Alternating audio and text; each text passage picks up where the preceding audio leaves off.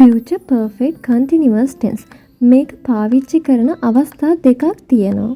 පළවෙනි අවස්ථාව තමයි අනාගතයේ යම් කාලයක් වන විට යම් දෙයක් සිදු වන විට ඔයා යම් දෙයක් දිගින් දිගටම කරමින් සිටීවි. James will have been teaching at the university for more than a year by the time he leaves for Asia.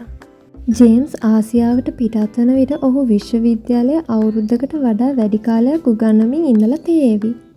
දෙවැනි අවස්ථාව තමයි අනාගතයේ යම් දෙයක් සිදුවීමට හේතුව ඊට කලින් දිගින් දිගටම සිදුවෙමින් පැවතුන ක්‍රියාවක්.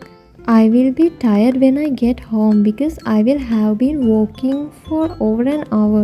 මම ගෙදර යනකොට මට මහන්සි වෙලා තියෙවි මොකද මම පැයකට වඩා ඇවිදලා තියෙන නිසා. වාක්‍යවල ස්ට්‍රක්චර් එක වෙන්නේ subject will have been verb එක ing. verb එකට පස්සේ by next month, by the end of October මේ වගේ අපිට කාලයක් දාන්න පුළුවන්.